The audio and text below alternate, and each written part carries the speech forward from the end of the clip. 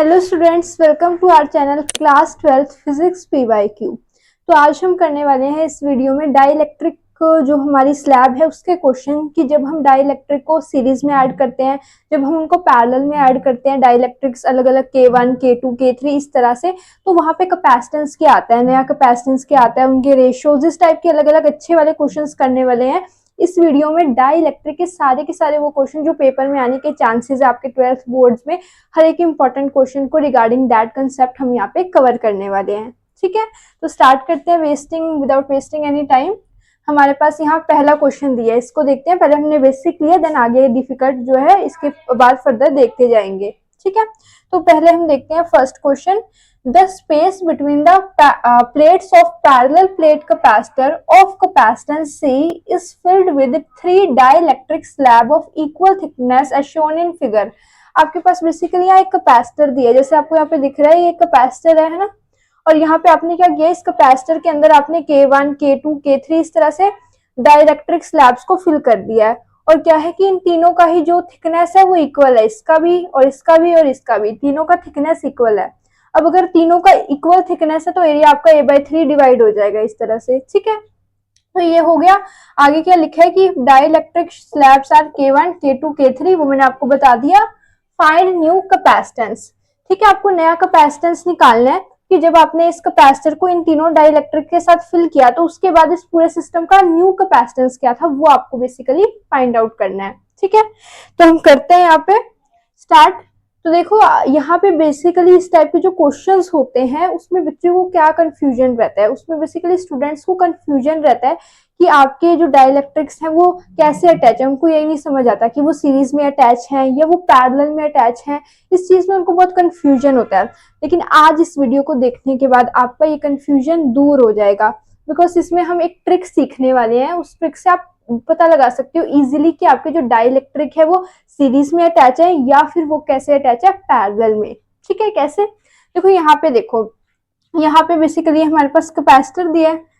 तो देखो यहाँ पे क्या कर रहा है, ये डाइलेक्ट्रिक इसके एरिया को डिवाइड कर रहे हैं, है ना, A/3 इस तरह से एरिया को डिवाइड कर रहे हैं। तो हमेशा याद रखना कि कभी भी आपके डाइलेक्ट्रिक्स अगर एरिया को डिवाइड करें, किसको डिवाइड करें, एरिया को डिवाइड करें, तो वो हमेशा पैरेलल में लगे होंगे। किस में लगे होंगे, पैरेलल में। ठीक है, कभी भी आपके डाइलेक्ट्रिक एरिया को डिवाइड कर रहे हैं तो वो पैरेलल में लगे होंगे। लेकिन वहीं पे मान लो ये ऐसे ना होता है। ठीक है, यहाँ पे ऐसे ले लेते हैं। ठीक है, हमारे पास मतलब इसको सीधा कर लो, मान लो ऐसे भी ले सकते हो।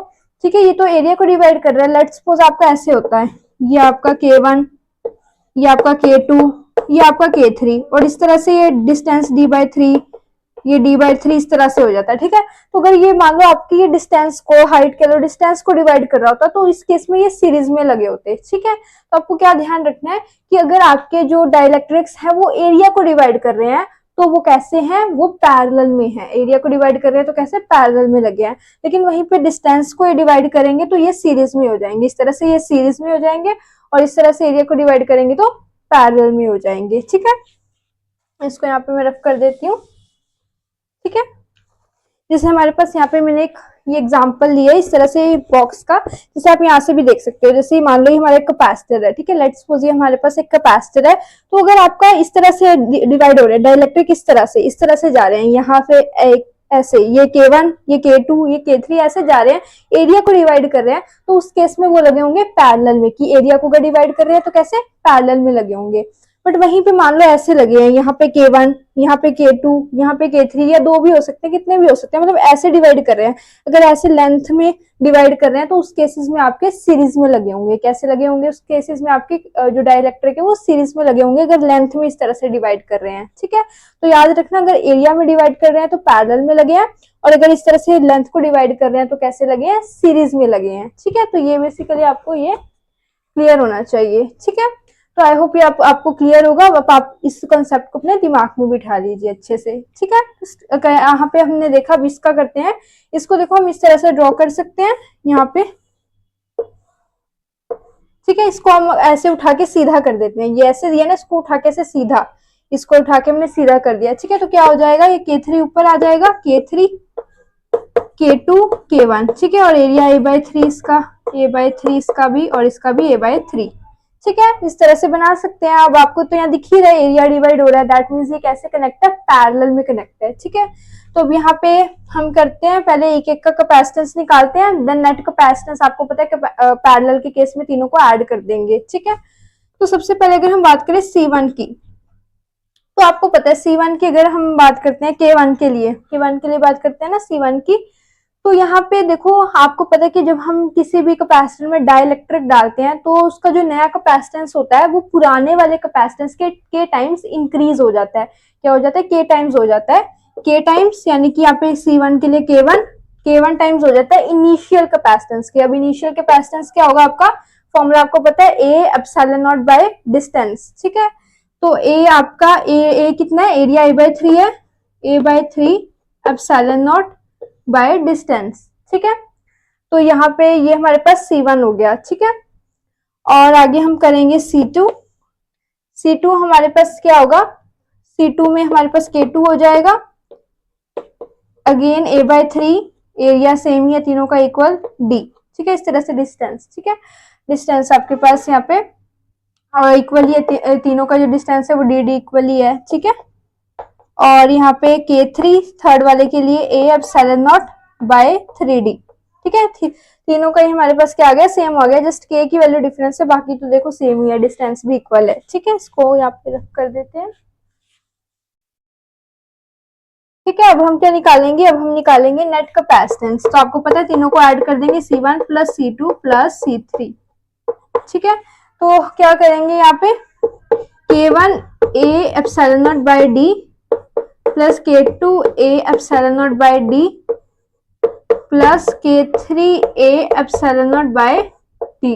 ठीक है, तो यहाँ पे क्या होगा, हम यहाँ पे A epsilon nought by D common ले लेंगे, ये कॉमन आ जाएगा, तो K1 plus K2 plus K3 हमारे पास होगा। ठीक है, अब यहाँ पे A epsilon nought by D ये क्या था हमारे पास, ये इनिशियल कैपेसिटेंस था, तो इसको C से डिनोट कर सकते हो आप, C K1 plus K2 plus K3, तो ये हमारे पास बेसिकली यहाँ पे न्यू कैपेसिटेंस आ गया। ठीक है, C टाइम्स हो गया K1 plus K2 plus K3 के। ठीक है, तो इस तरह से हमने बहुत ही इजीली फाइंड आउट कर लिया। जस्ट आपको कॉन्सेप्ट पता होना चाहिए था कि वो सीरीज में लगे या पैरेलल में। एरिया डिवाइड हो रहा था तो वो किस में लगे थे, हमारे पैरेलल में लगे थे। ठीक है, तो वही कंसेप्ट था, बाकी तो देखो इतना इजी क्वेश्चन था। ठीक है, तो आप इसको पहले नोट डाउन कीजिए, देन हम नेक्स्ट करते हैं।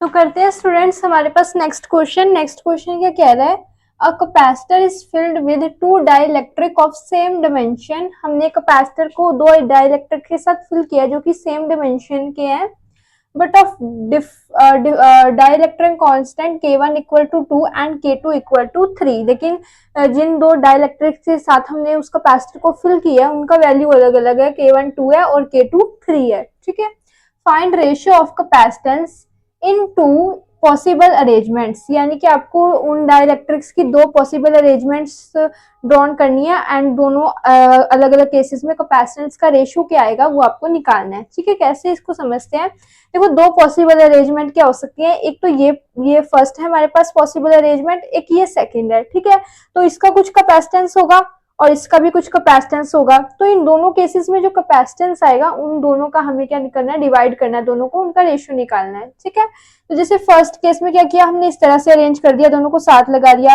सेकंड केस में क्या कर दिया हमने, इस तरह से लगा दिया, है ना। तो अब आपको क्लियरली दिख ही रहा है यहाँ पे, यहाँ क्या डिवाइड हो रहा है, एरिया। अब आप जल्दी से बता दो कमेंट सेक्शन में कि अगर एरिया डिवाइड हो रहा है तो ये कैसे अटैच है। ठीक है, तो आपको अगर आता होगा तो आप कमेंट सेक्शन पे लिख दोगे, मैंने अभी बताया भी था इससे पहले। एरिया अगर आपका डिवाइड हो रहा है तो आपके डाइलेक्ट्रिक कैसे अटैच है, पैरेलल में। ठीक है, ये कैसे अटैच है, पैरेलल में, क्योंकि यहाँ एरिया डिवाइड हो रहा है और यहाँ पे डिस्टेंस लेंथ कह लो आप डिवाइड हो रही है, तो ये कैसे अटैच है, ये आपके सीरीज में अटैच है। ठीक है, ये सीरीज में है और ये पैरेलल में। ठीक है, तो पहले हम फर्स्ट केस में निकालेंगे कैपेसिटेंस, देन सेकंड केस में, और देन रेशियो निकालने के लिए हम दोनों को डिवाइड कर देंगे। ठीक है, तो करते हैं फर्स्ट केस करते हैं पहले।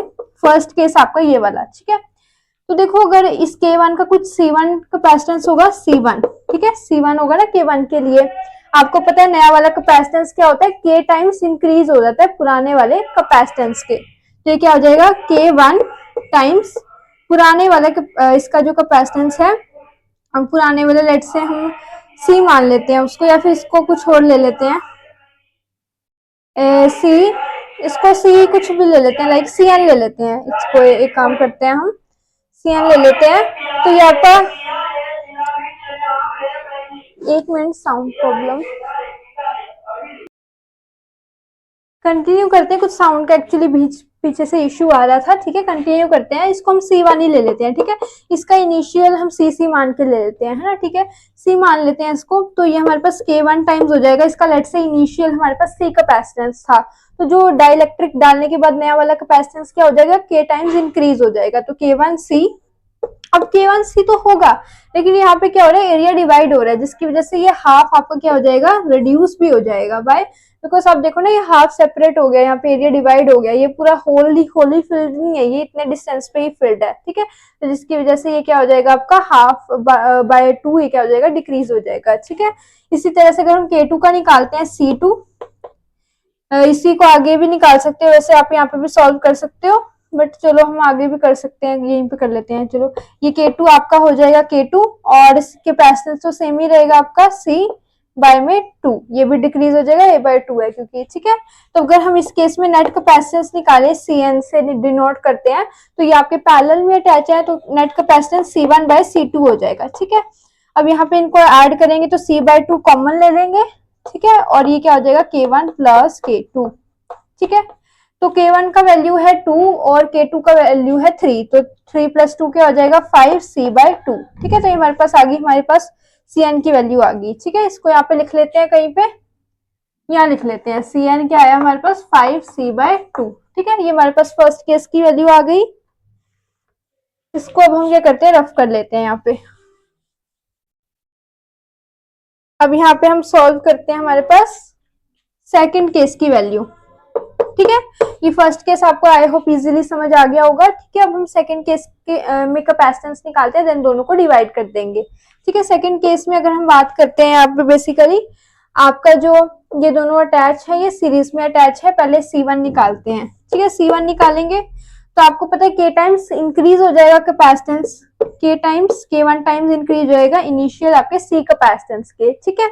अब देखो यहाँ पे C टाइम्स इंक्रीज तो होगा ही, बट यहाँ पर क्या हो रहा है, यहाँ पे आपका जो डिस्टेंस है वो भी तो डिवाइड हो रहा है, लेंथ भी आपका आप कह सकते हो डिवाइड हो रहा है, लेंथ यहाँ पे लेंथ डिवाइड हो रहा है ना। लेट्स से ये आपका D/2 हो गया, ठीक है, D/2 हो गया, ये भी आपका क्या हो गया, D/2 हो गया, ठीक है। लेंथ डिवाइड हो रहा है, और आप सभी जानते हो कैपेसिटेंस का फॉर्मूला क्या होता है, K(A)(ε0/D), ये हमारे पास फॉर्मूला होता है कैपेसिटेंस का। तो जो इसका हम इनिशियल कैपेसिटेंस जो है इसका, उसका अब तो चलो आपको पहले वाला था, लेकिन जब हमने ये डाइलेक्ट्रिक ऐड किए तो इसका जो डिस्टेंस है वो D/2 हो गया। अब D/2 होने की वजह से ये 2 ऊपर जाएगा, तो आपका 2 टाइम्स ये इंक्रीज भी हो जाएगा, ठीक है। आगे 2 भी आ जाएगा, क्योंकि डिस्टेंस क्या है, D/2 है, तो D/2 करेंगे, ये 2 ऊपर जाएगा, तो जिसकी वजह से आपका K टाइम्स तो इंक्रीज हो ही रहा है, K1 टाइम्स, और ये 2 भी आपका साथ में आ जाएगा, ठीक है। अब यहाँ पे आप लिख सकते हो आगे, K1 का वैल्यू यहाँ पुट कर सकते हो। K1 क्या है, 2, 2 2 जा 4, 4C, ये 4C आ गया।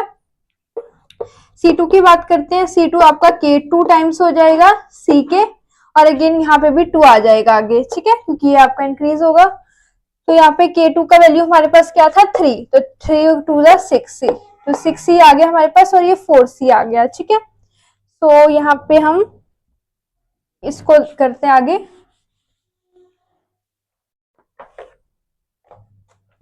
ठीक है। तो आपके पास 4C और 6C आया। अब हमारे ये कैसे अटैच है, सीरीज में अटैच है, तो हम नेट निकालते हैं, CN डैश से नोट करते हैं इस वाले को, क्योंकि पहले को हमने CN से किया था, इसलिए is equal to 1/C1 plus 1/C2 हो जाएगा।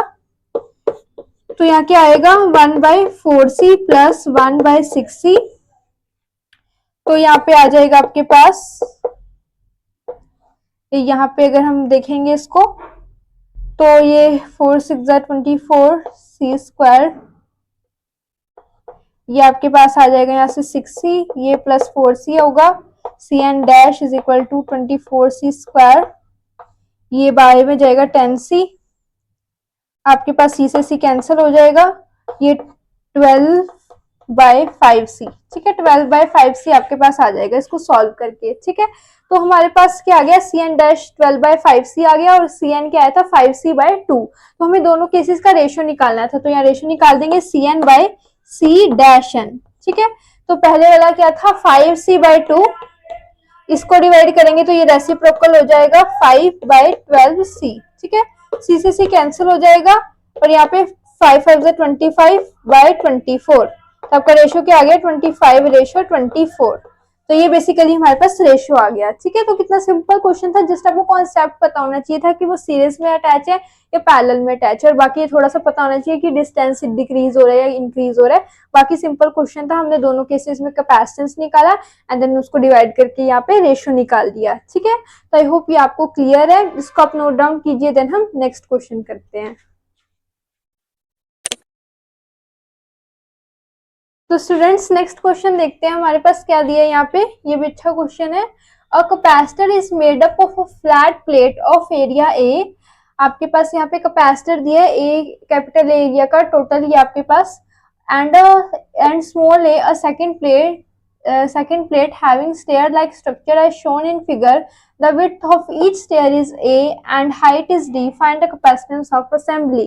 तो बेसिकली आपको एक कैपेसिटर दिया है, इस तरह से स्टेयर फॉर्म में ये आपको दिया हुआ है और ये इस तरह से कैपेसिटेंस, ये लाइक आपके पास एक कैपेसिटेंस हो गया, ये दूसरा हो गया आपके पास, ये तीसरा हो गया। ठीक है, इस तरह से दिया है और ये आपकी स्टेयर्स टाइप ये बना हुआ है और इसका लेंथ इस तरह से, और ये इस हर एक जो ये आपके पास विड्थ है इसका हर एक लाइन का वो ए है, स्मॉल ए है, और ये डिस्टेंस आपका डी है, ये भी आपका डी है, ये भी आपका डी है। ठीक है, तो आपको इस पूरे असेंबली का टोटल कैपेसिटेंस कितना है वो फाइंड आउट करना है। ठीक है, तो करते हैं।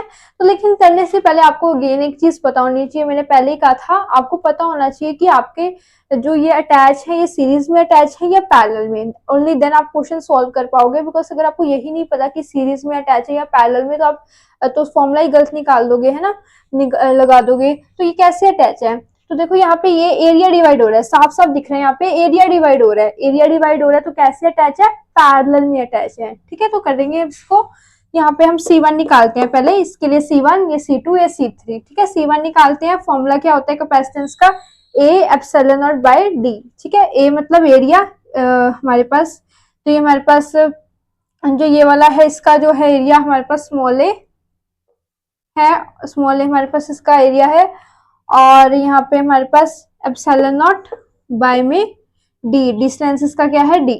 ठीक है, ये हमारे पास हो गया C1। ठीक है, यहीं पे लिख लेते हैं। C2 की अगर हम बात करते हैं तो अगेन C2 के लिए देखो एरिया क्या होगा, आप बताओ एरिया क्या होगा, ए ही होगा। तो देखो अगर हम बात करें C2 के लिए, अगर हम यहाँ पे बात करते हैं तो हमारे पास एरिया कितना होगा, यहाँ पे भी हमारे पास ए ही होगा। ठीक है, एरिया ए ही रहेगा। यहाँ पे आप ये सोचोगे कि ये तो इतना दिया, एरिया ए है इसका और इसका शायद 2a होगा, ऐसा नहीं है, यहाँ पे इन्होंने ए मेंशन किया हुआ है तो ए ही है। अगर मेंशन करते वो 2a तो होता। ठीक है, तो ए ही है यहाँ पे, small A bye epsilon not into bye में डिस्टेंस की अगर हम बात करें तो देखो डिस्टेंस यहाँ से यहाँ तक का d था, अब यहाँ से यहाँ तक का ये इतना d था, ये d प्लस d कितना हो गया 2d। ठीक है, और अगर हम C3 की बात करते हैं उसमें अगेन a एप्सिलॉन नॉट और ये डिस्टेंस उसमें कितना होगा, यहाँ पे इतना d था, ये d, ये d, 3d हो गया, ये 3d हो गया। ठीक है, अब हमें नेट निकालना है तो हम क्या करेंगे, पैरेलल में है तो ऐड कर देंगे इन तीनों को। ठीक है, अब आप जब इसको ऐड करोगे, पर आपको लिखना ही है, मैं आपको समझाने के लिए डायरेक्ट लिख रही हूँ। जब आप इनको ऐड करोगे तो इसमें से क्या करोगे, आप a epsilon nought by d common ले लोगे। ठीक है, तो आपका पास 1 प्लस 1/2 प्लस 1/3 ये बचेगा। ठीक है, तो इसको अगर हम सॉल्व करते हैं तो ये हमारे पास आएगा 6 आएगा, 6 ये हमारे पास यहाँ पे 6 आ जाएगा LCM इसका 6, ये हमारे पास 3 प्लस 2, तो ये हमारे पास 11/6 a epsilon nought by d आ जाएगा। ठीक है, तो हमारे पास नेट कैपेसिटेंस कितना आ गया, 11/6 a epsilon nought by d। ठीक है, तो ये हमारे पास इस पूरे सिस्टम का नेट कैपेसिटेंस आ गया। ठीक है, तो देखो क्वेश्चन देखने में कितना डिफिकल्ट लग रहा था, इस तरह के क्वेश्चन स्टूडेंट्स को डिफिकल्ट लगते हैं, कुछ समझ ही नहीं आ रहा है ये कैसा कैपेसिटर है, बट देखो कितना इजी था। जस्ट आपको ये पता होना चाहिए कि एरिया डिवाइड कर रहा है तो पैरेलल में लगेंगे, आपने कैपेसिटेंस निकाला और इसको ऐड कर दिया, बस सिंपल। ठीक है, बस इसमें ध्यान रखना है, इसी टाइप का क्वेश्चन आपको बदल के भी दे देते हैं, कैसे, जैसे मान लो यहाँ पे डी दिया था, मान लो यहाँ ये सेकंड वाला आपको डी ना देके मान लो लेट्स सपोज आपको बी दे दिया, तो क्वेश्चन सेम ही है। जस्ट आप जब सेकंड स्टेप कर रहे हो तो वहां पे आपको 2d क्यों किया था आपने, d प्लस डी। यहाँ पे अगर मान लो बी दे दें तो d प्लस बी कर दो, यहाँ पे सी दे दे तो d प्लस सी कर दो, है ना। तो इस तरह से चेंज भी हो सकता है, वो चेंजेस के अकॉर्डिंग आपको पता है चेंज आ जाएगा, वो तो आप खुद से कर सकते हो, बट मेन आपको ये कॉन्सेप्ट पता होना चाहिए, ठीक है। तो इसको भी आप नोट डाउन कीजिए, देन हम आगे करते हैं।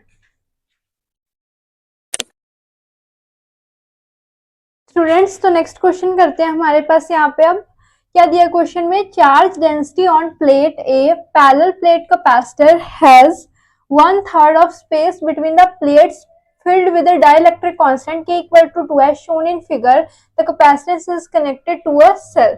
ठीक है, तो आपको बेसिकली यहाँ पे क्या निकालना है, यहाँ पे आपको बेसिकली रेशियो निकालना है चार्ज डेंसिटी का, ठीक है। कैसे, पहले यहाँ पे जो हेडिंग लिखी है उसको समझते हैं। उन्होंने बोला कि charge density on plate A parallel plate capacitor, आपके यहाँ पे ये प्लेट ए दी हुई है, ठीक है, प्लेट है आपकी ये, ठीक है। सो आपका यहाँ पे क्या दिया कि charge density on plate a parallel plate capacitor has 1/3 of the space between the plates filled with a dielectric constant K equal to 2। कि वो कह रहे 1/3 ऑफ द स्पेस है, जो आपने K2 डाइलेक्ट्रिक को फिल किया उसका जो स्पेस है वो इसके 1/3 है। 1/3 यानी कि इसका लेट से ए एरिया है आपका, तो इसका ये जिसमें आपने K इक्वल टू 2 फिल किया हुआ है जिस स्पेस में, वो आपका 1/3 है उसका, मतलब इनिशियली आपका एरिया ए है, तो इस वाले के लिए आपका हो जाएगा 1/3 ऑफ द ए, ठीक है। इसके लिए आपको 1/3 ऑफ द ए हो जाएगा। अगर इस प्लेट का एरिया है तो इसका 1/3 ऑफ द ए हो जाएगा, ऐसा क्वेश्चन में बोला हुआ है।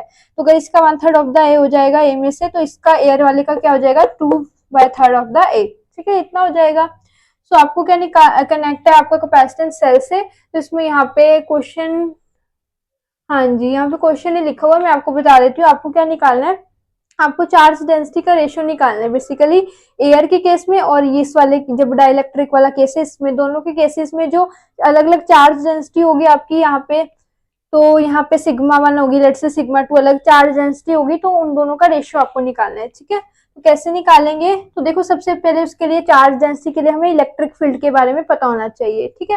इलेक्ट्रिक फील्ड की अगर हम बात करते हैं, अगर हम एयर वाले केस में बात करें इलेक्ट्रिक फील्ड की, तो E1 से डिनोट करेंगे, तो क्या होगी सिग्मा 1 बाय एप्सिलॉन नॉट, ठीक है। ये हमारे पास होगी, इसके लिए सिग्मा 1 ले लिया, ठीक है। सिग्मा 1 बाय एप्सिलॉन नॉट ये फॉर्मूला होता है हमारे पास इलेक्ट्रिक फील्ड का, फॉर अ शीट के लिए निकालते हैं। और E2 की अगर हम बात करें इस K2 के लिए, तो ये क्या हो जाएगा सिग्मा 2 बाय 2 एप्सिलॉन नॉट, ठीक है। क्योंकि आपको पता है कि जब हम डाइलेक्ट्रिक को एयर में ऐड करते हैं तो उसका जो नया इलेक्ट्रिक फील्ड है वो K टाइम्स डिक्रीज हो जाता है, तो K की वैल्यू हमें यहाँ पे 2 दी है, तो 2 टाइम ये डिक्रीज हो जाएगा, ठीक है, 1/2 इसके, ठीक है। तो ये हमारे पास E1 का वैल्यू है, और ये हमारे पास क्या है E2 का हमारे पास बेसिकली वैल्यू दिया हुआ है, ठीक है। तो यहाँ पे हमारे पास देखो, यहाँ पे हमारे पास क्या होगा, ये जो इलेक्ट्रिक फील्ड है इन दोनों केसेस में इक्वल होगा, एयर के केस में भी और इस केस में भी। कैसे, देखो आपको ये पता है इलेक्ट्रिक फील्ड का ये वाला फॉर्मूला हमने पढ़ा है ना, इलेक्ट्रोस्टैटिक पोटेंशियल में आपने ये फॉर्मूला पढ़ा हुआ है, electric field is equal to electric potential by distance, है ना। तो आप ये देखो यहाँ पे इन दोनों के लिए दोनों चीजें सेम है। पोटेंशियल देखो यहाँ से कनेक्ट है, ये वाला ये इस वाली प्लेट में भी यहाँ से कनेक्ट है, और ये प्लेट भी इसी से कनेक्ट है, तो ये पोटेंशियल आप इन दोनों प्लेट को ही प्रोवाइड हो रहा है, तो दोनों प्लेट इसी से कनेक्ट है, तो पोटेंशियल दोनों के पास सेम जा रहा है, ठीक है। तो V आपके पास सेम हो गया, और डिस्टेंस भी दोनों का क्या है सेम ही है, डिस्टेंस भी d है इसके लिए भी और इसके लिए भी d ही है, इक्वल है ना, कॉरेस्पॉन्डिंग d। तो आपका V भी सेम है दोनों प्लेट्स के लिए दोनों केसेस में, और d भी सेम है, तो आपका इलेक्ट्रिक फील्ड भी दोनों केसेस में सेम हो जाएगा, ठीक है। तो E1 आपका इक्वल हो जाएगा E2 के। अब इनका वैल्यू लिखते हैं, sigma 1 by epsilon nought, sigma 2 by 2 epsilon nought, ठीक है। तो एप्सिलॉन नॉट से एप्सिलॉन नॉट कट हो जाएगा यहाँ पे हमारे पास। अब यहाँ पे सिग्मा 1 सिग्मा 2 को नीचे ले जाएंगे, सिग्मा 2 इज इक्वल टू 1/2, तो हमारे पास रेशियो आ गया जो कि हमें निकालना था, हमें रेशियो निकालना था चार्ज डेंसिटी का, तो 1/2 आ गया रेशियो हमारे पास, ठीक है। तो अच्छा क्वेश्चन था, क्वेश्चन देखने में बहुत कॉम्प्लेक्स लग रहा था, अभी तक हमने ऐसा कोई क्वेश्चन नहीं किया, बट देखो ये बाकी से भी इजी है, बाकी में तो थोड़ा और लंबा था प्रोसेस, यहाँ पे तो जस्ट बहुत ही इजीली आंसर आ गया। जस्ट आपको कॉन्सेप्ट पता होना चाहिए कि किस तरह से एयर में यहाँ पे जो है इलेक्ट्रिक फील्ड डिक्रीज होगी, इस तरह से इक्वल होंगी दोनों केसेस में इलेक्ट्रिक फील्ड, है ना। तो ये सिंपल सा क्वेश्चन था, इसको आप नोट डाउन कीजिए, देन हम नेक्स्ट करते हैं। तो स्टूडेंट्स करते हैं हमारे पास नेक्स्ट क्वेश्चन। नेक्स्ट क्वेश्चन क्या दिया है हमारे पास, लास्ट क्वेश्चन है हमारे पास। क्वेश्चन क्या कह रहा है, 3 dielectric different dielectric K1, K2, K3, हमारे पास यहाँ K1, K2, K3 इस तरह से अरेंजमेंट में ये अरेंज हो रखे हैं, have been used to fill space between plates of parallel plate capacitor as shown in figure. Each of slabs having K1, K2 cover half, कि K1 और K2 हाफ हाफ स्पेस को cover कर रहे हैं। Sorry, K1 is equal to K, K1 की value K दी है, K2 की value आपको 2K दी है एंड K3 की वैल्यू 3K दी है। ठीक है, आपको फाइंड करना है कैपेसिटेंस, अगेन आपको पूरे सिस्टम का कैपेसिटेंस निकालना है। ठीक है, तो अब ये क्वेश्चन में क्यों लाई, क्योंकि यहाँ पे आप एक मिस्टेक करने वाले हो, दैट्स व्हाई मैं इस क्वेश्चन को लेके आई। अब आप खुद से अपने दिमाग में पहले इसको अरेंज करो, खुद से अरेंज करो, पहले देखने से पहले यहाँ आप खुद से सोचो कि अगर अभी तक जो आपने पढ़ा है उसके बेसिस पे आप इसको कैसे अरेंज करते।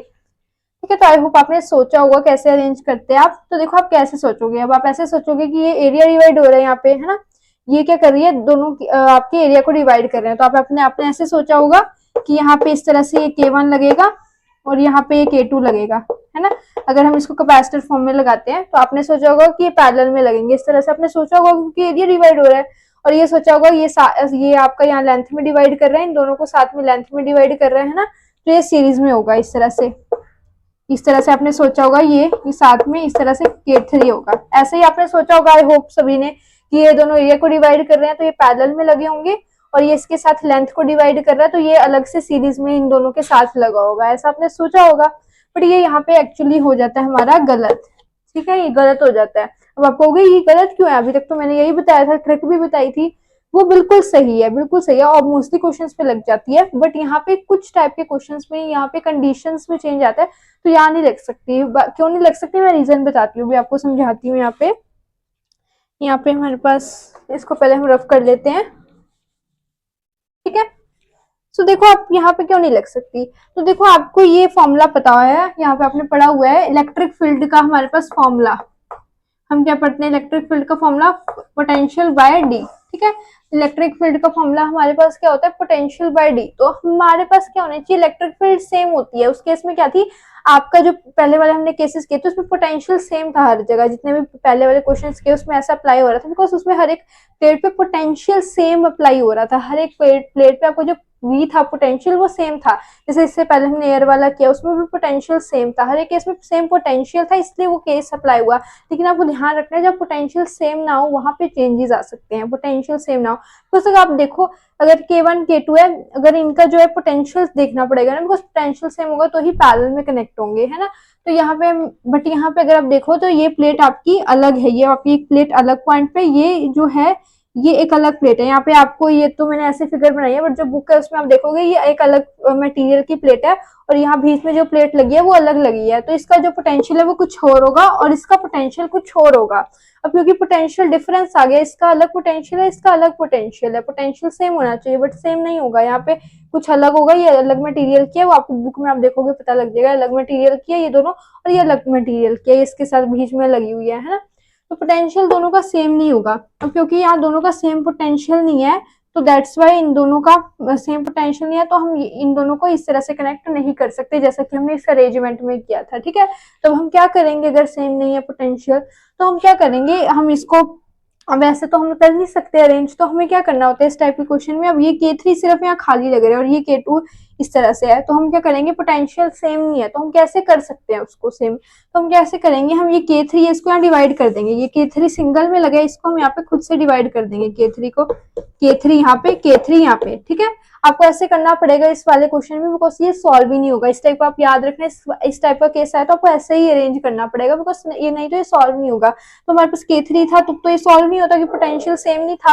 बट अगर हम यहाँ पे इसको डिवाइड कर देते हैं इस तरह से, तो वो उस केस में हम फिर इसको उस अरेंजमेंट में ले सकते हैं। अगर हम इस K3 को दो पार्ट्स में डिवाइड कर दे आधा आधा इस तरह से फिल करके, ठीक है, इस तरह से हम खुद से एज्यूम करके करेंगे। ठीक है, तो अगर हम अब अरेंजमेंट करते हैं तो ये देखो आपका यहाँ पे D डिस्टेंस होगा, यहाँ पे D इसका D डिस्टेंस। ठीक है, तो ये K1 और K3 डिस्टेंस को डिवाइड कर रहे हैं, तो ये आपके सीरीज में लगे हैं। ठीक है, इस तरह से लगे हैं आपके, ये K1 ये K3, ये दोनों डिस्टेंस को डिवाइड कर रहे हैं सीरीज में, और ये आपका K2 और K3 भी आपस में डिस्टेंस को डिवाइड कर रहे हैं, तो ये सीरीज में लगे हैं K2 और ये आपका K3। ठीक है, इस तरह से आपको करना है। ठीक है, अब ये सही अरेंजमेंट है, अब यहाँ पे ठीक है, बिकॉज हमने K3 को दो पार्ट्स में यहाँ डिवाइड कर दिया, तो इस तरह से आपका ये अरेंजमेंट होगा। ठीक है, तो अब यहाँ पे हम इसको सॉल्व करेंगे, इसको रफ कर देते हैं इस फिगर को। ठीक है, आपको दोबारा से रीड्रॉन करके आप दिखा सकते हो, वहां पे अच्छे से क्लियर हो जाएगा। तो हमारे पास ये आ गया, ठीक है।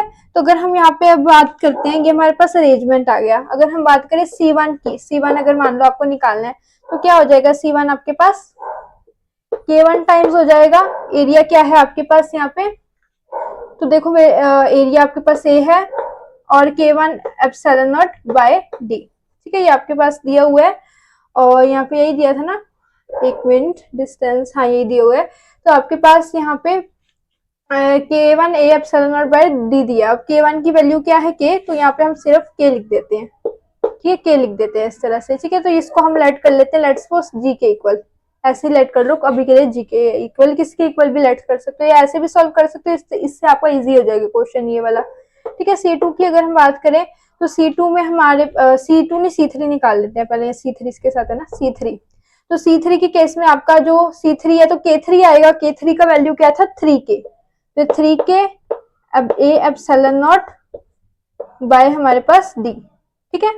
एक मिनट, यहाँ पे डिस्टेंस पे मुझे डाउट हो रहा है, लेट मी सी, क्वेश्चन में एक बार देखती हूँ। डिस्टेंस आई थिंक यहाँ पे 2D दिया था इस क्वेश्चन में, लेट मी सी, ओके हाँ डिस्टेंस यहाँ पे 2D है, ठीक है। डिस्टेंस यहाँ पे करेक्ट कर लेना आप, डिस्टेंस यहाँ 2D है, मुझे हो रहा था, मैंने कहा फिगर में भी गिवन दी है, फिगर में ये आपको गिवन दिया हुआ है 2D दिया है, वो मुझे लग रहा था यहाँ पे डाउट, 2D आपको डिस्टेंस गिवन है, हेडिंग में आप सही कर देना, ठीक है। तो यहाँ पे 2D है हमारे पास, ठीक है, डिस्टेंस कितना है 2D है, तो ये पूरे को आप G ही ले लो अभी, यहाँ पे ये 2D है तो ये आपके पास क्या हो जाएगा, ये पूरा आपके पास G लिया हुआ है आपने, तो ये आपके पास 3G हो जाएगा, ठीक है, इस तरह से 3G, ठीक है। तो ये आपके पास 3G हो जाएगा। उसके बाद ये हम अगर C3, तो दोनों केसेस में आपको सेम ही होगा, नेक्स्ट C3 भी, अगर हम बात करते हैं C2 की, तो वो क्या हो जाएगा, C2 मतलब यहाँ पे 2K आएगा A epsilon nought bye 2D, ठीक है, तो ये आपका 2G हो जाएगा, ठीक है। और C3 ये वाले के लिए तो सेम वैल्यू हो जाएगी 3G। अब आप देखो ये दोनों आपके सीरीज में लगे हैं, तो इन दोनों को पहले आप ऐड करना, इन दोनों को ऐड करना, फिर जो इन दोनों को ऐड करके आएगा वो आपस में पैरेलल में हो जाएंगे, ठीक है। तो ये आप सॉल्व कर सकते हो खुद से, आप सॉल्व करना है इस क्वेश्चन को एंड कमेंट सेक्शन पे प्लीज आंसर लिखना, बिकॉज आप आंसर नहीं लिखते हो तो मुझे पता लगेगा कि आप कितना सॉल्व कर रहे हो, आपको समझ भी आ रहा है या नहीं, है ना। तो आप इस क्वेश्चन को सॉल्व करना खुद से और कमेंट सेक्शन पे आंसर लिखना कि आपको समझ आया या नहीं, वहां पे दिखना आपको वीडियो कैसी लगी, सारे क्वेश्चंस अच्छे से समझ आए या नहीं। हमने इस वीडियो में सारे के सारे क्वेश्चंस जो भी पॉसिबल हो सकते थे अलग अलग टाइप के यहाँ पे डाइलेक्ट्रिक कांस्टेंट के in the case of series and parallel हमने कवर किए। आई होप आपको सारे क्वेश्चन समझ आए होंगे, लेकिन फिर भी अगर आपको कोई डाउट है या कोई क्वेश्चन है तो आप कमेंट सेक्शन पे लिख सकते हो। एंड अगर ये वीडियो आपके लिए हेल्पफुल हो तो आप इस वीडियो को लाइक कीजिए, सब्सक्राइब कीजिए चैनल को एंड अपने फ्रेंड्स को भी शेयर कीजिए ताकि ये इनको भी हेल्पफुल करे। Till then take care and bye bye.